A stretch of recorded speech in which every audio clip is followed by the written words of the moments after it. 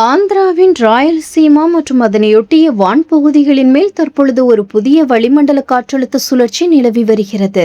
இதன் காரணமாக தட்பவெப்ப நிலையில் ஏற்பட்டுள்ள திடீர் மாற்றங்களால் தமிழகத்தில் இன்று ஒரு சில இடங்களில் இடிமின்னலுடன் கூடிய லேசானது முதல் மிதமான மழை பெய்யக்கூடும் என்று வானிலை ஆய்வு மையம் தெரிவித்துள்ளது. இந்த புதிய வளிமண்டல மேலடுக்கு சுழற்சி காரணமாக பல்வேறு மாவட்டங்களில் குளிர்ந்த காற்று வீச தொடங்கியுள்ளது. அதன்படி கோயம்புத்தூர் மாவட்டத்தின் மலைப்பகுதிகள் மற்றும் நீலகிரி, திண்டுக்கல், தேனி, சிவகங்கை ஆகிய 5 முக்கிய மாவட்டங்களில் ஓரிரு இடங்களில் இடிமின்னல் மற்றும் பலத்த காற்றுடன் கூடிய கனமழை பெய்யக்கூடும் என்றும் தெரிவிக்கப்பட்டுள்ளது.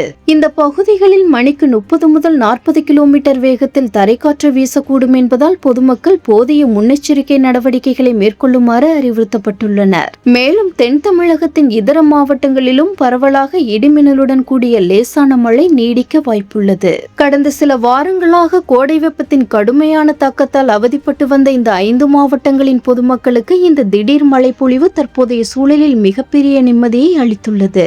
மழையின் காரணமாக விளைநிலங்கள் மற்றும் பயிர்கள் சேதமடையாமல் இருக்க விவசாயிகள் போதிய முன்னெச்சரிக்கை நடவடிக்கைகளை மேற்கொள்ளுமாறு வேளாண் துறையினர் கேட்டுக்கொண்டுள்ளனர்.